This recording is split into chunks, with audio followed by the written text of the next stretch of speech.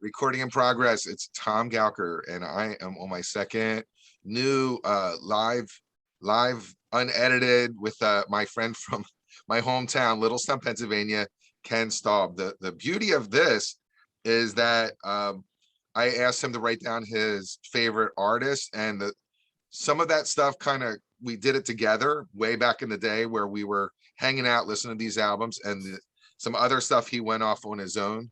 But you have him on here. It looks like it's Landslide Link. Is it Super Chimp? Landslide Link, Super Chimp. Yeah. Bands, the Evolution Revolution.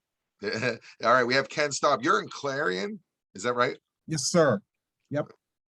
So how long you been? This is actually the 19th year I'm teaching at Clarion University. Now, before we even get into that, I went to go through all my scrapbooks, and guess what I found?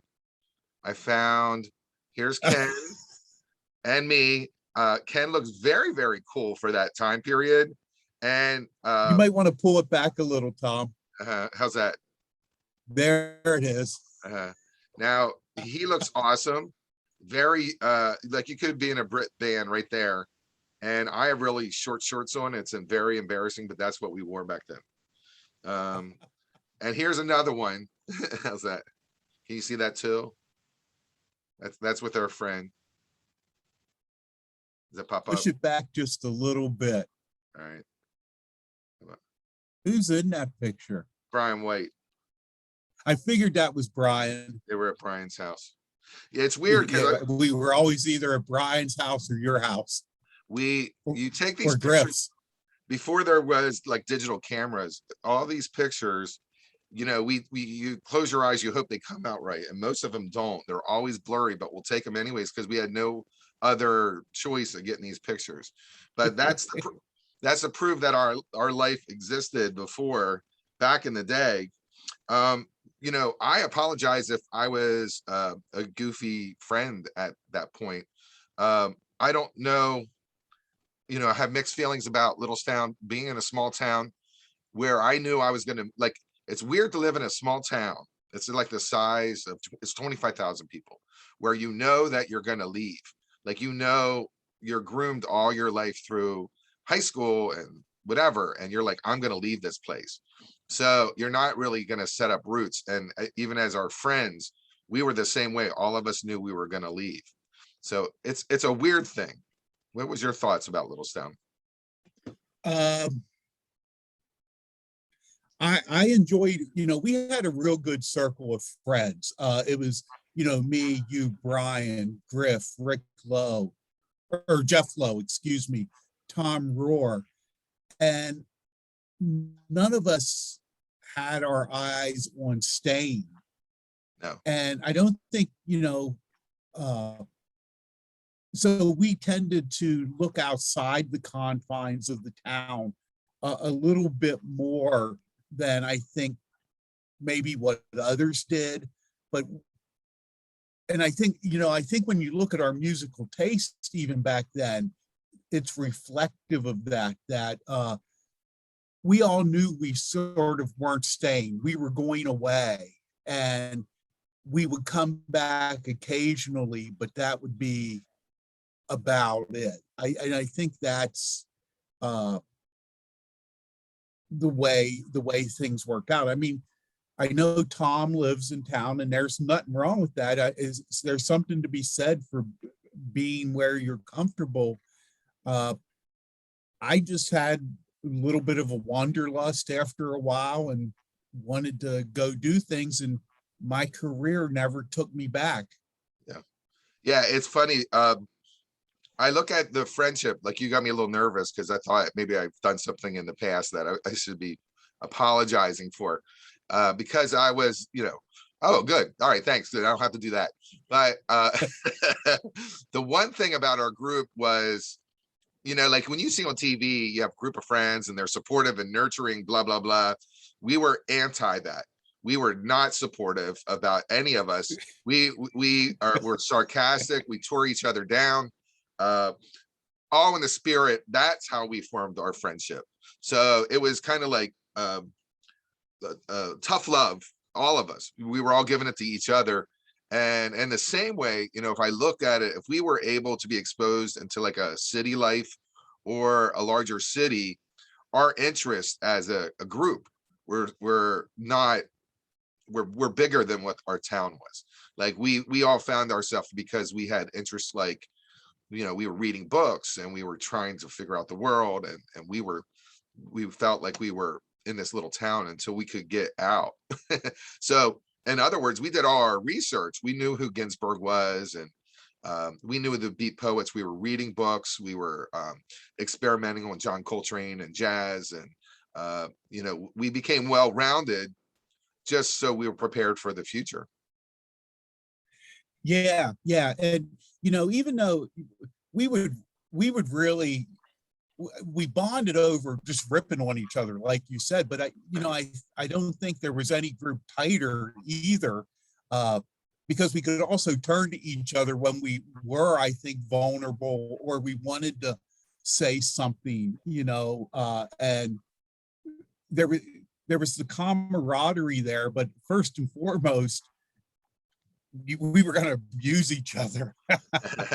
Well, yeah, you know, it's kind of also that we created our own language, that it would be hard for another person to walk in the door. I mean, we were friendly and accepting anyone who wanted to hang out with us, but they knew that we had our inside jokes and we had our music that we loved, and we knew the SST label and the slash label, and we knew things that, you know, you'd have to pick it up and catch up a little to find out, you know, to hang out with us, because we were talking about what was going on. Yeah, we straddled, you know, you think about high school cliques, I think we straddled a couple different cliques. I don't think we were really in any clique per se, except our own. Yeah. You know, we all were in athletics, but we weren't really jocks. We were all in the party group, but we really didn't hang with the partiers. I'd like to think we were all smart. Our actions probably lied about that. But we were all smart, but we weren't hanging out with the smart kids. You know, it was just this amalgamation group. We all brought facets of a different clique. And I guess we sort of formed our own little clique, for lack of a better word. Yeah. So, okay. So I haven't talked to you for 25 years. I believe it's actually longer than that. And we're meeting up because we've been talking on Facebook for years, you know, talking about music, things that we connect with. And it was great to see your little brother. So let's do like a really fast catch up. So after you went out of college, you're in school, and you've been teaching for 19 years, and you have a family, kids, etc. Give me the break. I left, I went and got my BS and MS at Clarion, and then I headed to Athens, Georgia, Wow. which will come up a little bit later in this conversation. Worked on my doctorate at the University of Georgia back in 91 to 94, which was, like I said, I'll talk about that coming up. And then I didn't finish my doctorate, but I started working my way back up the East Coast, went to North Carolina for a while. Then I lived in Harrisburg. And then I got into teaching at the university level, and my first job was in Minot, North Dakota. Wow. My oldest son, who's now 24, he graduated from college with his master's. He was born in Harrisburg, so we moved out to Minot so I could take this job. My youngest son was born in Minot. He's a sophomore here at Clarion. The job opened at Clarion, and I came back and took it, and have been here ever since. I'm married to a girl from, I guess she's a woman now, but I married somebody from the Pittsburgh area, 2 years out of college. And we've been together, I think, 33 years this year. Wow. And basically, I found myself doing dad things. I was a workaholic for the longest time, and then I got cancer a couple times, and that kind of knocked me down a peg. Uh, and I got real involved in coaching and everything like that. Took a couple teams, helped take a couple teams to some really prominent tournaments and everything. And now the kids are growing up, they don't need me as much. So I found my other passion, which is writing, in addition to teaching about speech therapy. Very cool. You did that fast. I thank you. That's a whole life in a couple minutes. Now, so what we got you on is our new processes. We talk about like our favorite albums. You've been writing about music, and you lean a little heavy metal. So and I don't, which is it's okay. Now, what I see here is things that I can really glom on that I remember us listening to together. And we have a story that we can talk about Warren Zevon. So there's 11 albums we're talking about. Okay. Warren Zevon is just on your list. They're not ranked. These are your just favorite albums. So people don't get upset about how these are unfolding. Is the Excitable Boy album. But we have a shared story with this one. So you remember it? I'm not allowed. My wife said I cannot tell that story. Really? Can I tell it? There's nothing wrong with it. Is there anything wrong with it? Is it the one where we were recording it? Yeah. Okay, that one I can tell. Yeah, that one I can tell. Yeah, it was Warren Zevon. It was interesting because the Excitable Boy album's the one that made the list. Yeah. But if you notice, I put Learning to Flinch in there too, because Learning to Flinch really reminds me of our experience with Warren Zevon together, because we went to see Zevon back in the fall of '82 or the winter of '83. And that's when Zevon was sort of at a low point in his career. And he was basically touring in a station wagon. And it was just him. He'd rent a piano and it was his guitars. And Tom and I said, hey, Tom, you want to go to this Zevon concert? And Tom said, because I thought of all my friends who might want to go to see Warren Zevon. And I thought Tom would be up for it. So Tom went, and it was my first concert ever, Warren Zevon. And it was an acoustic show, and he was really getting in it. Me and Tom thought, this is back in the day, wouldn't it be neat if we could record this? Just like what's happening. Yeah. And this is before, you could do it on your cell phone and everybody was doing this. This is when you could get into trouble for it. And we had this recorder under our seat, and it has a little red light, and we're recording this concert. Well, the next thing you know, Warren Zevon jumps off the stage right in front of us. And it's like, oh my God, we're busted. And actually, you just jumped down to shake people's hands and everything, but it was like a pucker moment for sure. Oh, I'll never forget that. Yeah, I wouldn't shake his hand. Did you shake his hand? Because I didn't. I was afraid to. I was afraid. I thought we were getting kicked out. Yeah. The one thing that the audio quality of that cassette was fantastic, and I have no idea where it went. I'd really love to find it. Yeah, I wish we had it. It could be in my parents' house somewhere. I doubt it though. Well, that's why I cherish. I mean, the Excitable Boy album's my favorite of his. But I really cherish Learning to Flinch because it is exactly the show we heard, Tom.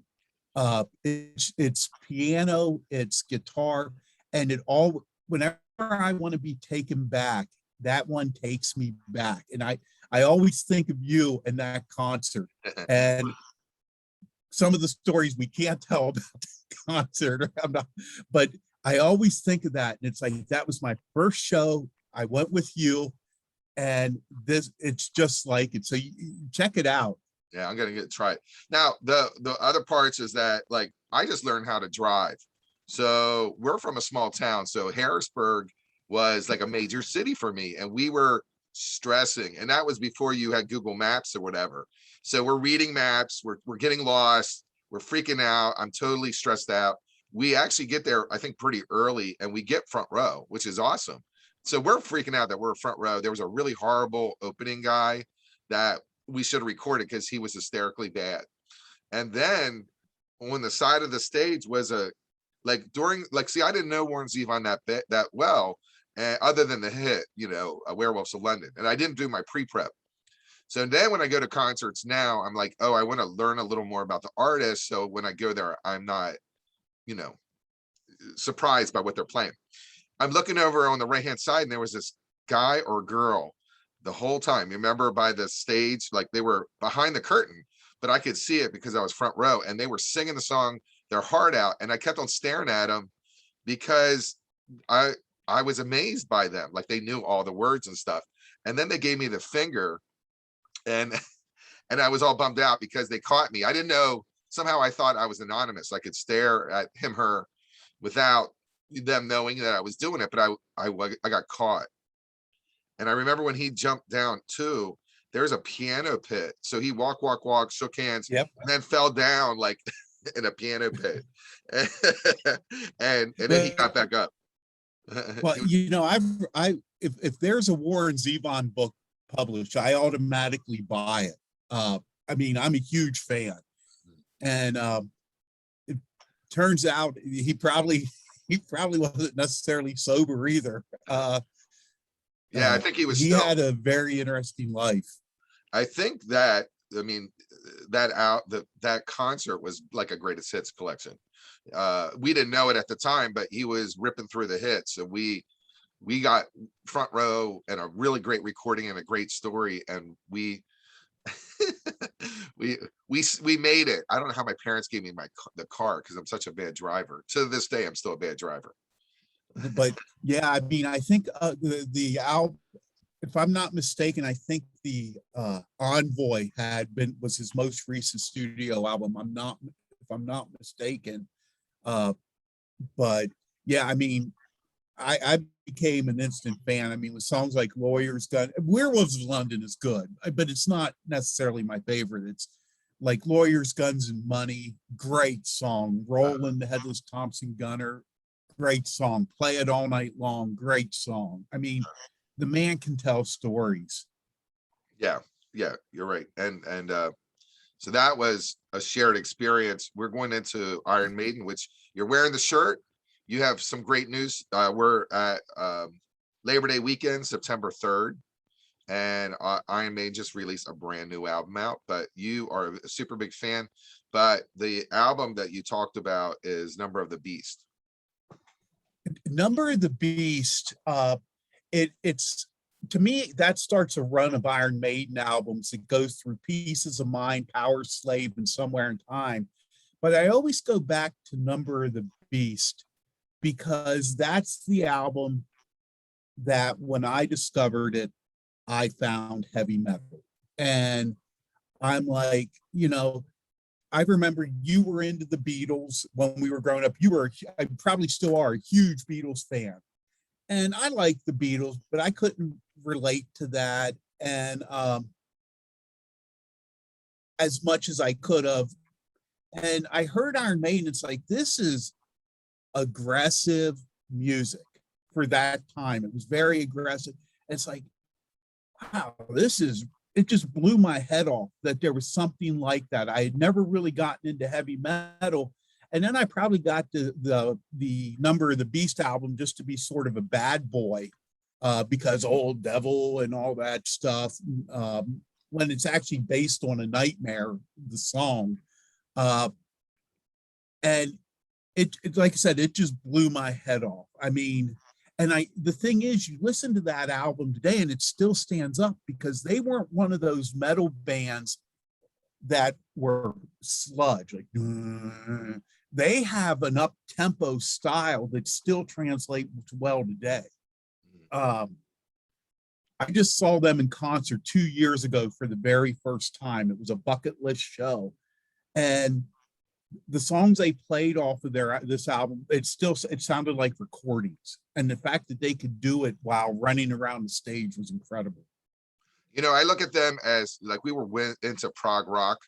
With Genesis, we learned about some prog rock stuff. But then when things got a little heavier, like Queensryche and all this stuff. So I always look at Iron Maiden as like a better version of prog rock, like a cooler version where, you know, each song is very epic and mind-blowing at each time.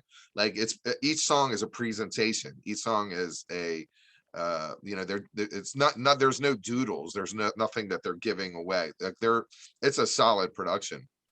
I was listening to Yeah.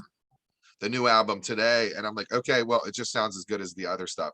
And that right there, with a change of staff for the years, to be in a mindset to say we're going to create this kind of product and it's always going to be consistent and it's always going to be good, is pretty impressive.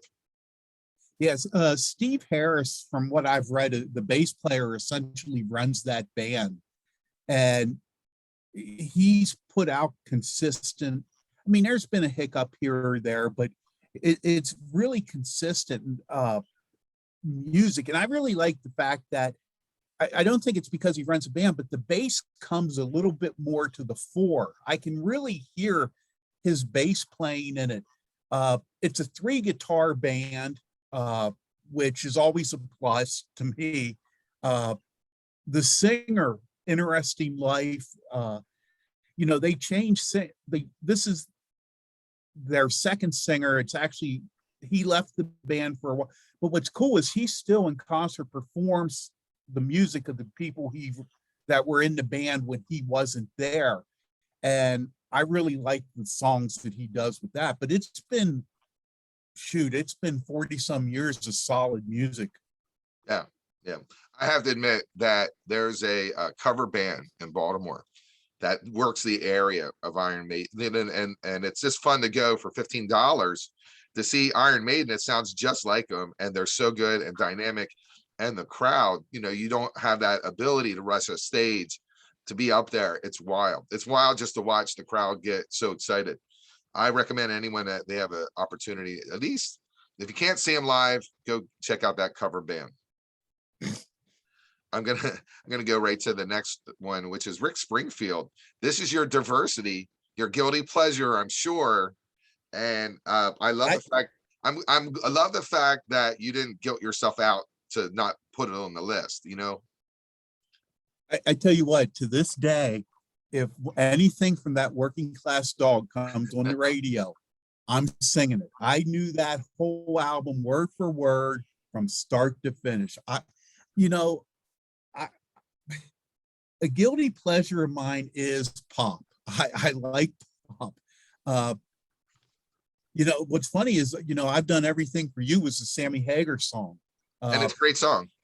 Yeah, but Jesse's Girl, I just love the album.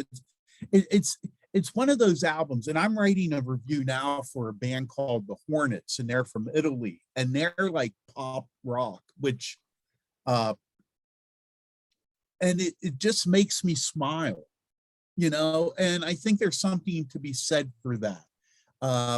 It makes me smile. It's good music. A lot of people, you know, pop rock, they shrug it off, but it's good music. It's solid music, and it might not be the most artistically complex, but if you can enjoy it and it brings a smile to your face, nothing wrong with it. Yeah. And you know, and I know pop rock wasn't in our group, you know, that didn't really have the place, but the first time I heard Working Class, I remember exactly. I was in George Watt's car. He put it on the cassette deck, and it's like, bam! I was hooked. It's like you just know certain albums. You know, I'll hate to admit this, but people who know me up here know "Call Me Maybe" is one of my by Carly Rae Jepsen's one of my all-time favorite songs. So, but yeah, I just really like this album. This is a breakout album from Rick Springfield because he was, God, I don't know, he was a doctor at General Hospital. He had some album. He had Speak to the Sky, which was early 70s, which was a top 40 hit. And then he kind of languished, but he was so damn pretty that he was catching a lot of buzz. And when this album came out, he was smart to put a dog on it instead of him. And the album is very tight. You got Love Is All Right Tonight, and the recently I watched him live in concert, and he has a good aura. He seems like a cool guy, but he has a hair thing going on. There's no guy in their late 60s that has that hair. So, you know, I'm fascinated. Both of us are bald, but you know, we could have a wig on, you know what I'm saying? Like, he has an apparatus going on because there is no line, and it felt like it was falling apart. And I was like, you got to look at whatever Rick Springfield has on top of his head right now. It's pretty interesting. It's really unnecessary, whatever it is. But yeah, you know, with our group, we were really difficult. I remember bringing, oh, I used to get shredded for all the Beatles stuff that I would talk about, or, you know, a Paul McCartney album would come out, and, you know, I'd bring it to the group and get shredded. I remember Tom Tom Club feeling very comfortable about, like, I had a hit, I'm bringing it to the group, and they were busting me on it. I don't know. It was a tough crowd. that you know, that Jay Giles band, those were like my closet bands, you know. The Jay Giles was, you know, there's nothing wrong with the Rick Springfield. I work at a casino, so they're playing like hits from the 70s, and I was a 45 guy. I had tons of 45s. Yep. And I was listening to them, and I went, oh, I have that. And I said, that's not good. And then I went, oh, I have that. That's not good either. And I realized that, you know, you liked it at the time, and some of it doesn't translate to, you know, after 30-40 years. What are you going to do? No shame in your game. But the weirdest thing, you go right to Husker Du, and you go for Metal Circus. It's 1983. It's an EP. So this is before they even started to take off. And go ahead. I think this is the EP that broke them, and then they started. I don't think they were signed to a label immediately, but I think their next release was a full album. This is the one that got me into punk. Like I said, I like a lot of different stuff, like you do. And I heard this, and this was just so raw and so visceral. But yet, when you listen to the songs, it's like, these aren't dumb guys writing songs. I mean, when you listen, like, my favorite song, probably a little bit macabre, off that album is Diane, about the murder of a waitress. And Grant Hart is so creepy on parts of it. Come here, little girl. I mean, it's just, you know, and I later became a big fan of Bob Mould, with especially Sugar. But this album opened my eyes to bands. I mean, and they were more melodic than a lot of bands, but it opened my eyes to people like Black Flag, and I prefer the Henry Rollins version of Black Flag, which is a little more melodic. X, I love X. Los Angeles, you can't beat that album.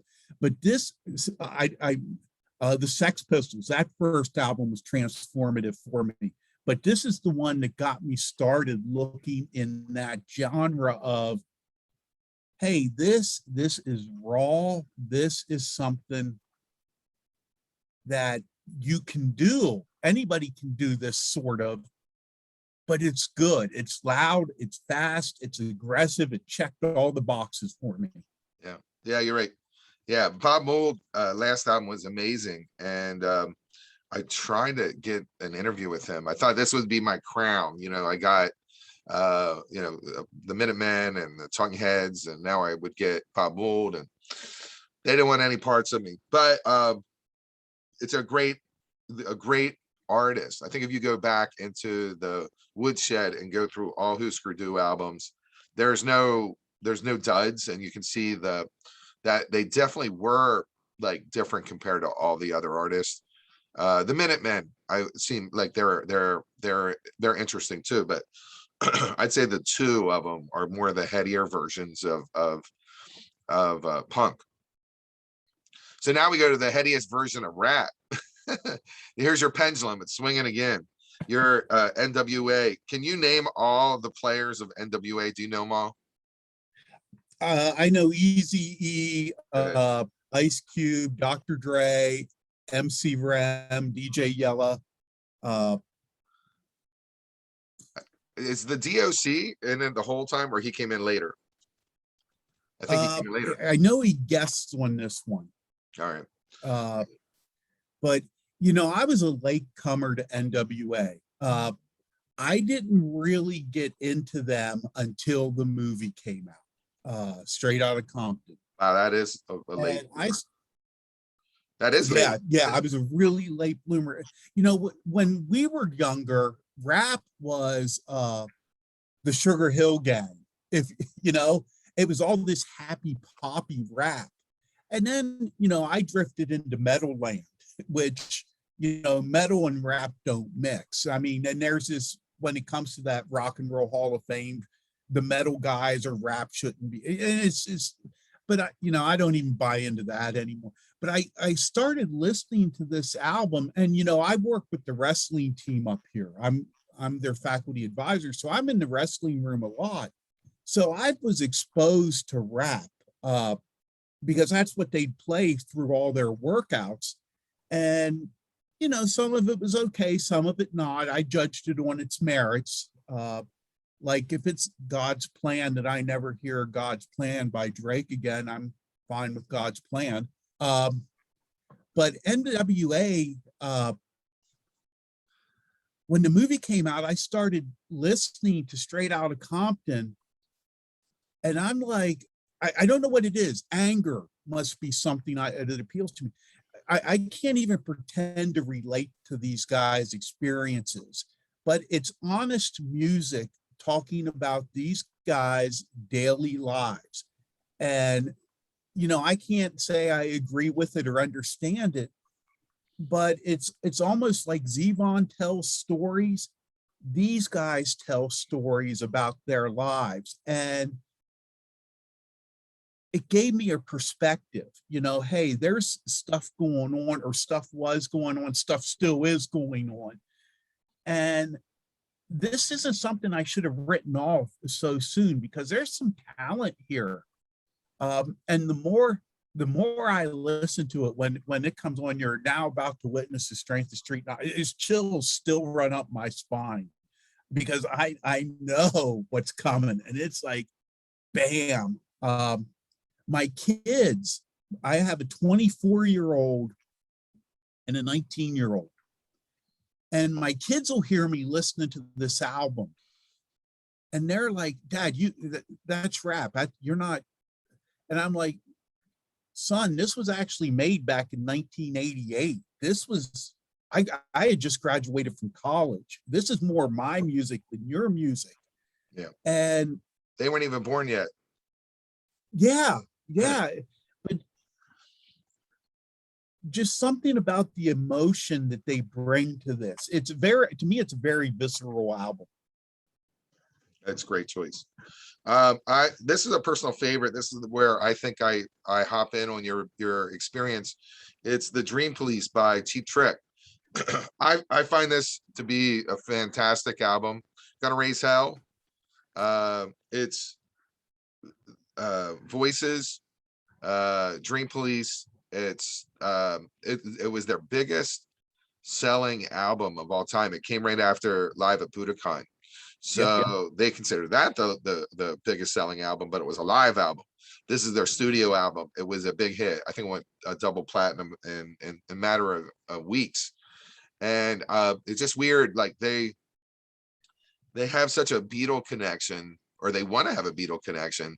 The next album, All Shook Up, had George Martin as the producer. Yes. I just found on YouTube where Cheap Trick guest on John Lennon's Double Fantasy, I'm Losing You, and did a guitar. They were playing guitar on the fill, and it sounded 10 times better than what they did on the album. And I wish they would have kept it and put that on the album. It would have elevated the album a little more. Just something that YouTube stuff that you find through the years that you're like, oh, I didn't know this existed. I saw Cheap Trick in 1983, and as their encore, and this is after they had worked with George Martin, they ripped through a really up tempo version of Day Tripper, and it was like, wow. I mean, it was something. I actually have tickets to go see Cheap Trick in November. It's like and I listened to they just put out an album this year. To me, they're just a solid rock and roll band. I think what Rick Nielsen once said, we're everybody's fifth favorite rock band or something like that. But they're a solid melodic rock band. They know how to write songs. They know how to play songs. Their body of work, I think, speaks for itself. But this is weird. This is going to date me. I remember riding around on my 10-speed bike, and I had the old cassette player, the big one, not the boombox, the cassette player. And I'd have Cheap Trick on it hanging off my handlebars, riding around listening to this album. And this album, it was like, wow, nobody was really rock folk that I was hanging with at that time, because that's before I started really hanging with all you guys. And I thought, to me, this was my band. I heard you interviewing the gentleman last week about Prince and how Prince was your band until everybody discovered him. Mm-hmm. Cheap Trick was sort of my band, and I just love it. Gunna Raise Hell, like you said, Voices, Dream Police, Way of the World. And what's funny is you look around, and then Steve Lukather is playing on this album. He's a session musician. He plays with Toto, but just great melodic rock and roll. Okay, so the only time I saw Cheap Trick was in Daytona. Remember when they used to do MTV's Daytona Spring Break? It was Vixen, The Fix, and Cheap Trick was the opener. It was all free, and it was fantastic. It was amazing. And they had that comeback album that had a couple hits on it. It was the Elvis Presley song. I'll Shook Up. Is it? Don't Be Cruel. Don't Be Cruel. Yeah. So that was pretty cool. The weirdest thing about them is I saw them on Daryl's house, and they're older, and they are solidified as young guys on my album covers. To see them older and have shawls around their neck and look like they're frail bothers me for some reason. I respect when people get older and they don't do plastic surgery and they don't try to stay young, because it looks weird. And in their case, they're not doing that, but I want them to be young in my mind, because that's who the Cheap Trick is. I'm really looking for. Like I said, I saw him in '83, so that's what, 40 years ago. Your bucket list, yeah. So I'm sort of interested in seeing them, because they still put out solid music. Rick Nielsen is balder, if that's possible. I don't know how Robin Zander keeps his hair. I'd like to know his secret. Tom Peterson's Tom Peterson. But they added Dax Nielsen on drums to replace Bunny. So they do have a bit of a younger vibe. What's interesting is you said The Fix. I also saw The Fix in the 80s. Which it was okay. I'm not a Fix fan, but it was okay. I'm not a Vixen fan. I'm more of a Fix fan. Okay, so we're going to the next one. We got 1, 2, 3, 4. We have 5 left. So we're kind of at that middle part. If anyone is just coming into our YouTube experience and you see Kenn Staub and Tom Gowker, we are talking about Kenn's top 11 albums of all time. We're going to do a follow-up where we discuss some of his albums that he's writing about as we speak. We're going into REM, who had amazing career as our informative life. Like, I got into them from their first EP and was a big fan. You stopped at Monster, and you said that was your favorite. Yeah, I'm aware of Murmur and Reckoning. I mean, the albums that broke them, and they were good. Fables of the I like Reconstruction. Monster. Yeah. Fables of the I like Monster because it went back. It's a raw. I don't. I guess I don't like my music so pretty. It's a rawer album. It's a rock album. It's, to me, it's more of a rock album than what they had been doing. It sounds like they almost tracked the thing live, uh, and that's what I like about it. You know, Crushed by Eyeliner, Bang and Blame. Those are rock songs, and to me, they had drifted a little bit away from that hard rock sound. Now, what's interesting about Monster is Monster was released the year after I left Athens, Georgia. I actually lived in Athens when REM released Out of Time and Automatic for the People. And those albums aren't anything to me like Monster. No. And in fact, I didn't listen to REM when I lived in Athens, which is ironic. And you'd see Michael Stipe standing in line at the post office or at like Nito or at the burrito place. And I thought nothing, it's Michael Stipe, who cares? I was more into a Peter Buck guy and a Mike Mills guy, the rockers of the group. And Monster was a rock album. I always thought that this was their take on Velvet Underground. Like I felt, I can see that. I can see that. I was like, okay, we're gonna pull out an old Velvet Underground album and we're gonna sonically match, you know, and the storytelling is more Lou Reed-ish than other things. So they had 5 singles. It was What's a Frequency, Kenneth, Bang and Blame, Strange Currencies, Crushed with Eyeliner, and Tongue. But I do remember this album, like, because, you know, when I CD shopped, I always went to the trade-ins, millions of Monster copies. Like, I guess people bought it and they returned it back. It was in the bins for years. You'd see like tons of Monster, and you're like, wait a minute, it's not that bad.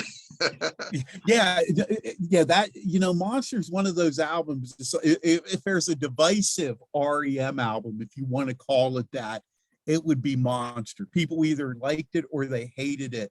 I think you know, when I was in Athens, you know, Peter Buck owned the 40 Watt Club. I've seen it. I've never went in there. But when I was in Athens, I wasn't as much of that college music guy as I was a rock guy.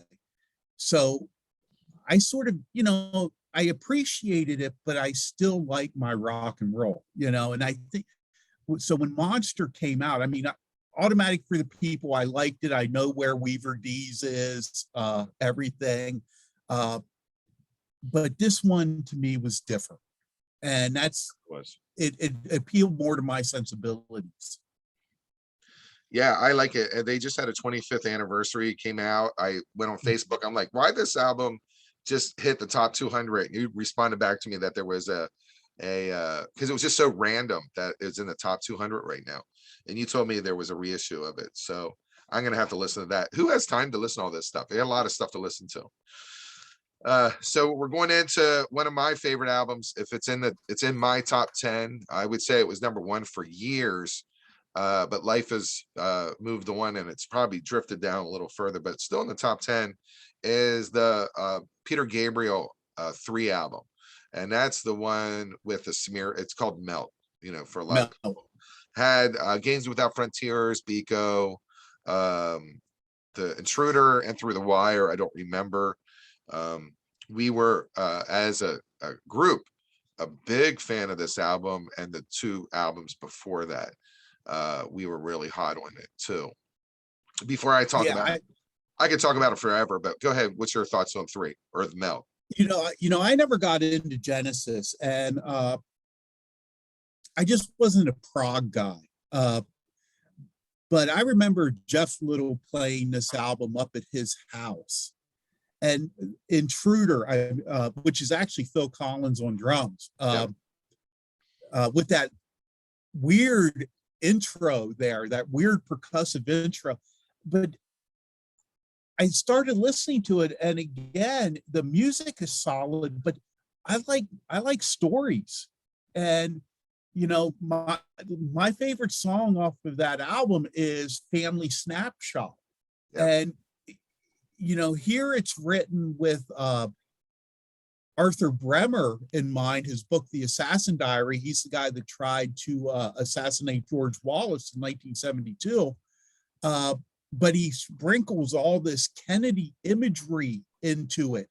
And it's like, it really made for an interesting song. Games Without Frontier, where he name checks all these dictators and things like that. I don't remember. You know, Biko was an epiphany for me. And you got to remember, I was a high school kid. I was there. I went to high school to wrestle and party. I mean, education was fine too. But that's why. So my world was Hold a it. typical high school kid. Wait. No, that's revisionist theory. Ken was very, very smart all the time. He was very proud of his academic. I'm ruining your whole thing. You were very proud of your academics. You took pride in getting good grades. All right, go back. I know you.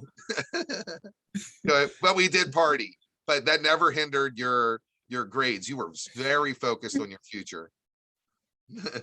But you know, my world didn't have the word apartheid in it. Yep. Kenn Staub's world in Littlestown. And then I listened to Biko. And you know, that was probably my first real introduction to world music, what became world music. And I listened to the story, and somebody has told me, yeah, it's about this guy, Stephen Biko. So I went and got the book, Biko, and read it. And that's when what was happening in South Africa and apartheid became real for me. It was like, to the point where I was actually on the speech team in high school, an interesting pursuit. And I was giving persuasive speech. I was given an anti-apartheid speech as a persuasive speech, because it's like, you know, I just couldn't envision it. You know, Littlestown, we didn't have people of color too much. No. And we weren't the South per se. I mean, people thought we were, definitely, but we weren't the South. And the fact that this was going on in the world, I mean, people probably listen to this and think, well, you're a naive SOB. And you got to remember, I was 16, 17 years old when I heard this. We weren't activists back then like 16, 17-year-olds are now. Like I said, our world was different. And to hear some of these things, and I just remember, man, they killed this guy, threw him down the steps just because he was black. You know, that was, it's like, what kind of messed up is that? And then, you know, I start reading it into it, and it was just an epiphany for me, is the best way I can put it. Now, Biko, mind you, is not my favorite song on the album. It's Family Snapshot, because I can really picture that. But this album introduced me to maybe higher level thought than what I was used to thinking. Yeah, well, it's true. And the Gabriel 3 sound like a digital recording when it came out. The clarity of the album was so clean and so different. You know, we would hear Games Without Frontiers on the radio, and it sounded different, but the quality sounded different, and it seemed to be like a wave of technology that he was working on. That drum patterns that Phil Collins did really created him as a solo artist, because his first couple albums he was working on those kind of like drum beats that made him famous. The album is crushing. in so many ways, because it's a roller coaster. There's no happiness on this album. It is a complex, sometimes dark, sometimes mind, like you're going through a maze each song. And it's not, there's no like, oh, that like you got to live your life and be happy. There's no girl power Katie Power song or a Perry song on this.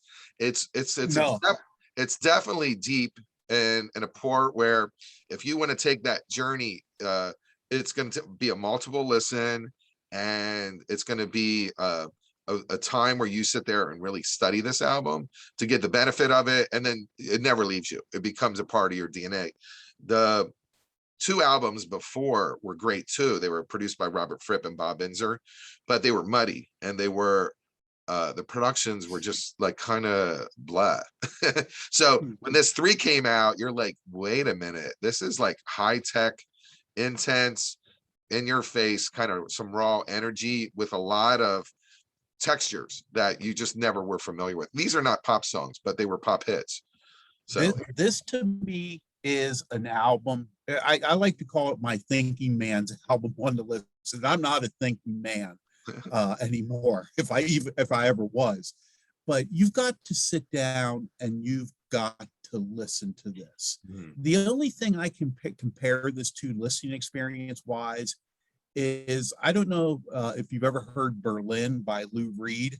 Yes. Where with the Carolyn Says, the backside of that album, side 2, that's another one where you just got to sit. I don't listen to it anymore because it depresses me. This one doesn't depress me, but they're thinking albums, and I have very few thinking albums on my list, but this is one, because sometimes I enjoy sitting back and being challenged by the music, and by what's being said. The downside on this on Spotify is that we're recommending people take this album, listen to it from beginning to end, multiple plays, realize that you're going to get each listen, you're going to get something new from it. But that's just not the way people listen to music anymore. That's on mixes, and you're going to hear Games Without Frontiers, and you're not going to hear the next song. So it's a piece of art and work, but recommend that you go back and take a listen to it. So we're going to go back. We're going to swing that pendulum, and we're going to talk about Faster Pussycats. Now, you like the first album, and I listened to it last night because I was like, oh yeah, I did like them when they came out. I know that there was a race between LA Guns. It was LA Guns, Guns N' Roses, and you had to come up with the next band that was similar to that, and it was Faster Pussycat. I grouped 2 in together. The debut Faster Pussycat, and I like Wake Me When It's Over, which was, to me, there you see a progression of a band. But Faster Pussycat is definitely the non-thinking man's album. I mean, one of my things in metal is I love glam and I love sleaze metal. These guys, to me, are the epitome of glam sleaze metal. The only reason I think the first Faster Pussycat album wasn't more widely recognized is because Guns N' Roses released Appetite for Destruction that week. I mean, talk about crappy timing. But Bathroom Wall, you can't get a song sleazier or glammier than that. The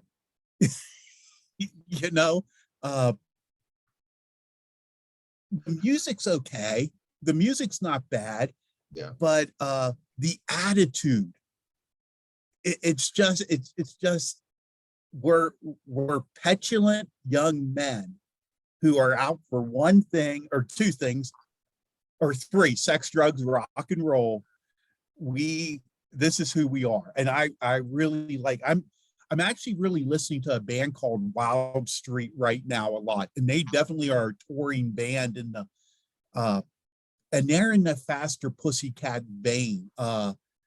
They have that glam, that sound, that sleaze rock sound that I just love. My favorite Faster Pussycat song isn't even on. I believe I put it on there. Their cover of You're So Vain by Carly Simon just reeks with attitude. There's an attitude there that it's just incredible. I listened to that last night and I was like, well, this could be a hit today. It could be a hit today. You know, Faster Pussycat is kind of an interesting band because they sort of made it, I guess, but then there's only Tammy Downs left in the band, but they actually played here in Clarion a couple of years ago, and I didn't go see them because Tammy took them in this industrial metal direction, and it's like, nah, not for me. I'm not industrial metal. And now they're back touring, and I had a chance to again see them this summer, but it's only Tammy Down. And I mean, as long as you have the voice, that's what I think matters in a lot of instances. But I passed on it. But for glam, sleaze, attitude, these guys were rock stars. They might not have been for literal rock, but they were rock stars. Yeah, I mean, there was just a flooding of America. You had Guns N' Roses was such a bullet that came out that, you know, you had Poison in the background, that there was people that paved the way like Motley Crue or whatever, but then there was this like desire to bring these bands in, and Faster Pussycat felt that filled that bill along with LA Guns, and there's a whole bunch of others. Had Enough's Enough. Yeah, and Enough's I'm Enough, a huge I'm a huge fan of that LA metal scene. You know, I watch, you know, Penelope Ferris is really famous for Decline of the Western Civilization Part 1, which is the punk years. But Decline of the Western Civilization Part 2, the metal years, that's like Sunset Strip. That's a great documentary if people have never seen it. There's times that like there's Bleecker Street, and there's like the New York like punk scene that was really like big in the 70s that spawned all those artists. But the LA scene, this is like where you film your movies. This is like where I could see, like, you know, historians are going to go back to that glam rock, you know, LA scene and discuss that in depth. It's gone from our, you know, a zeitgeist, like it doesn't exist anymore, but people, it's historically, it's still out there. But and you know, that's what's interesting, and that's why I'm looking forward to coming on again, because there are bands out there doing this stuff. It's just nobody, and they're doing it well, but nobody's heard of them. Yep. The next guy that I'm interviewing, he has 10 bands that no one heard of. That he's guaranteeing that no one knows these. So cool. Yeah. You got 2 more to go. Judas Priest just hit their 50th year in the business. You have my album that started me on Judas Priest was British Steel. Yeah, you had Scream for Vengeance, which was their biggest hit album, which has You Got Another Thing Coming. And if you think about it, they made S&M gear, like, it was shocking at the time and kind of aggressive, but basically everyone is in sex shops buying S&M gear now. It's not that big a deal. You know, Judas Priest, I again, this was another double one, Screaming for Vengeance, and then their next one, Defenders of the Faith. I consider them a progression, but it was Killing Machine. 1978 is when, because Judas Priest almost looked hippie-ish before 78. And then at 78, Priest went metal. I mean, they set the stage of this is what heavy metal is going to look like. And they had that song Hellbent for Leather on that album. These are my 2 favorites. I mean, I can't find a weak track on either of these albums. I actually saw them on the Defenders of the Faith tour on City Island. And wow. And until I saw Iron Maiden 2 years ago, Defenders of the Faith tour, that is what a metal show should be. I mean, wow. It just blew me away. My brother got a t-shirt that was so dirty my mom wouldn't let him wear it to school. But you know, Rock Hard, Riot Free, Eat Me Alive, Night Comes Down, Free Will Burning, and then you have Screaming for Vengeance. You got Another Thing Coming, The Hellion, Electric Eye. I mean, I'm, they are, it's the output. And then if you read Rob Halford's book, Confess, uh, which Rob Halford, I remember he came out as gay, and people in the metal world were like, who cares? You know, which everybody was surprised about that in the metal world, but it was like, who cares? And you read that book and you find out some of the shit he was going through, and then you find out some of the meaning of some of these lyrics. It's like, huh. But to me, Priest and Iron Maiden, when you think of the new wave of British heavy metal, it's Priest and Iron Maiden. Yep. Saxon. But it's so funny, like how heavy they were back in the day. Like, wow, you like Priest, you know, it was kind of like a club. But now, you know, people are like, oh yeah, Judas Priest, like no big deal. It's like everything, people just grew into loving that band and you know, respecting what they had to offer. But when they came out, you were like scared out of your mind. You're like, oh my God, what is this? Well, that's because, you know, they went on trial for those MRC. two kids that committed suicide. And I would really recommend Confess by Rob Halford to anybody who wants a good music book, but who talks about a lot of other things. You know, because that band, it's not the original band anymore. KK Downing left a couple years ago. Glenn Tipton doesn't play too much anymore. He has Parkinson's disease. It's just Rob Halford and Ian Hill from the original group. Rob Halford's 70 years old. He turned 70 2 days ago. It's like, Rob Halford, when did you become 70? Yeah, and he looks great for his age. He really was. I'm going to see Priest in 2 weeks.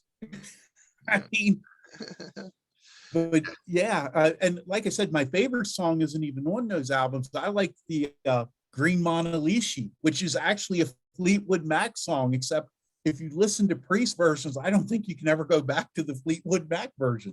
Yeah. Yeah, we got one more to go. We got Rage Against the Machine, the first album, the Tom Morello guitar opus. That's fantastic. They just had a 20th anniversary that was released. So many, like basically this whole album. I was when I was walking, when we were in a pandemic, I was walking, you know, for exercise, and I put on the Rage album, and I was like, oh, I love this album. I love Tom Morello. I think he's a really cool guy, a fantastic guitar player, great mindset. If he told me to jump off a bridge or a cliff, I would consider it. I don't know if I would, you know, do it, but I really respect him. Let's have you talk about this album. Rage is kind of an interesting band for me because I got into them first for the music. I like the way Morello played guitar. Mm-hmm. And this is probably the only quote unquote rap rock entry on my list. But I like the way Morello played guitar. I like the beat. And I think really one of the underappreciated guys in this band is Tom Comerford, the bass player, because the bass and Brad Wilk, the rhythm, the bass and the drum, boom, boom, boom, they carry. So I used to be really into weightlifting up until a couple years ago. And I'd hear this at the gym. And this was like power music. And I liked the music. I didn't necessarily believe and agree with the ideas. But then I tell you what, and I'm don't like to talk about politics. I'm very apolitical, at least publicly. But during the past 2 to 3 years, I've had this album on almost a weekly play because some of the things I've seen going on, and I'm not going to elaborate on what I've seen going on, because obviously a lot has gone on the last few years.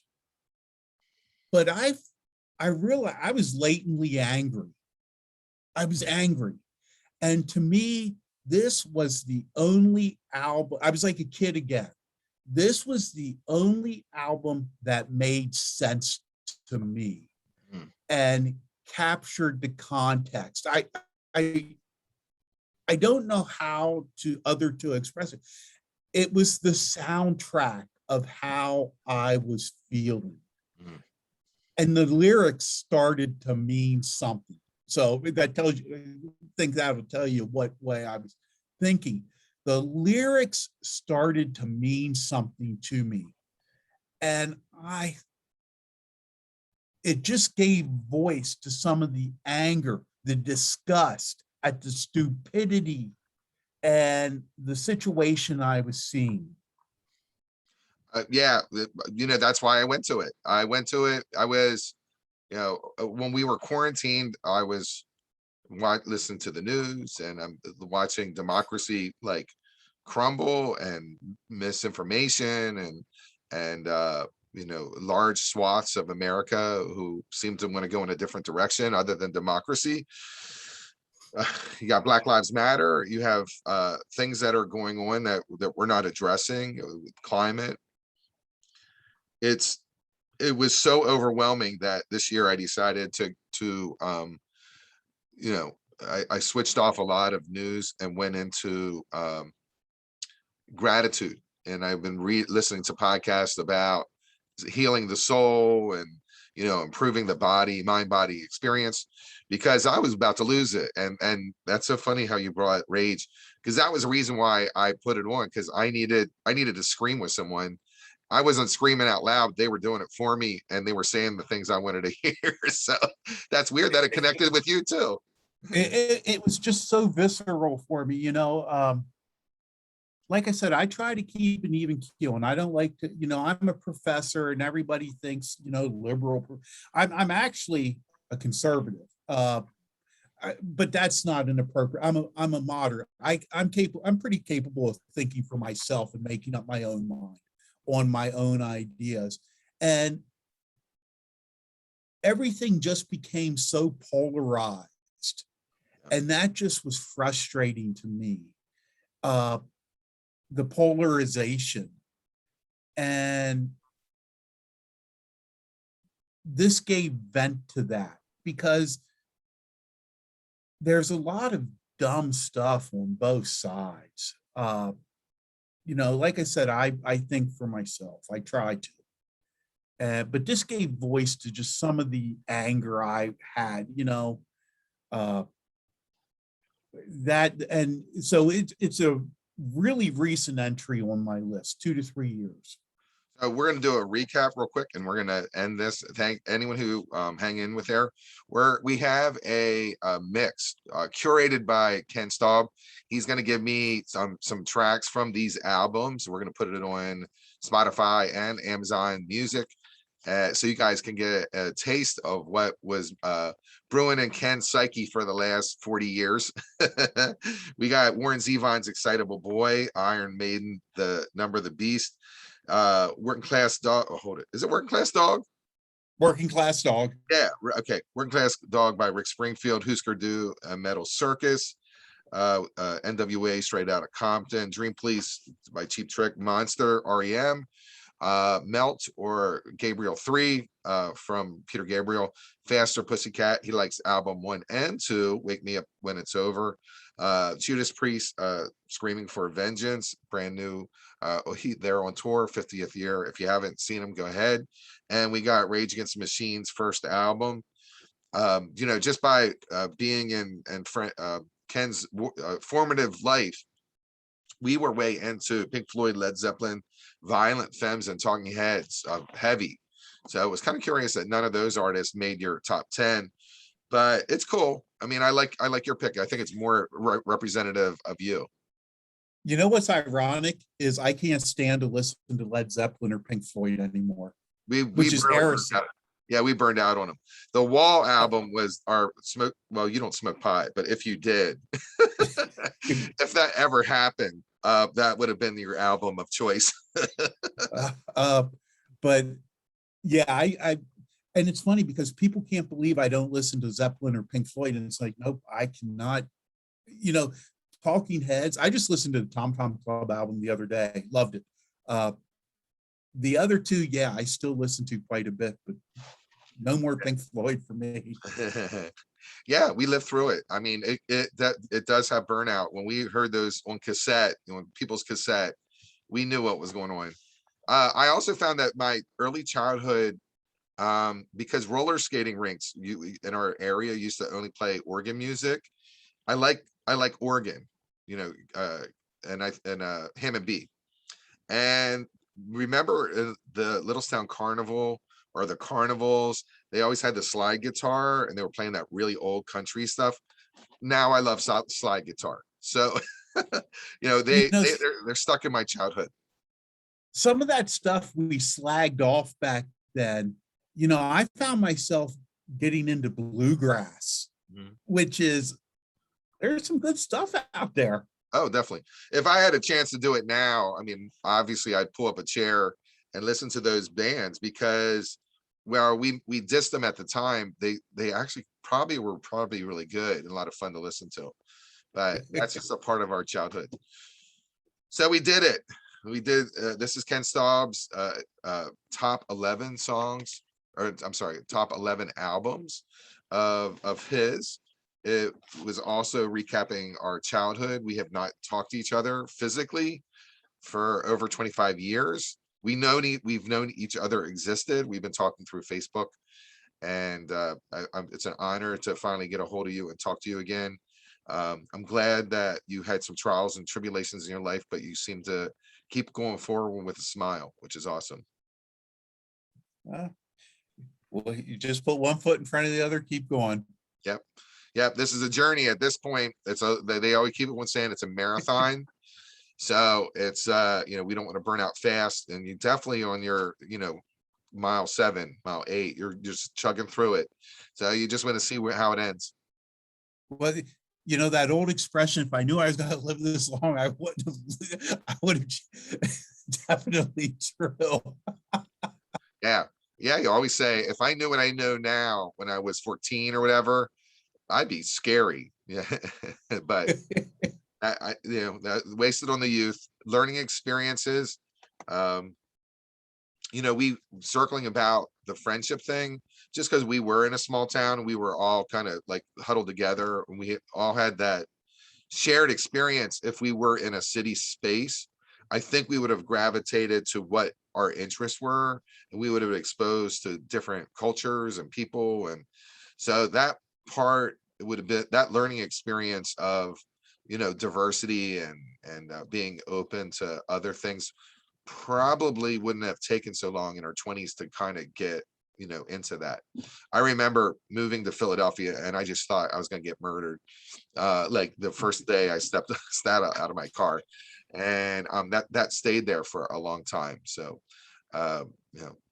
it's something that you get in a small town. You get safety and security.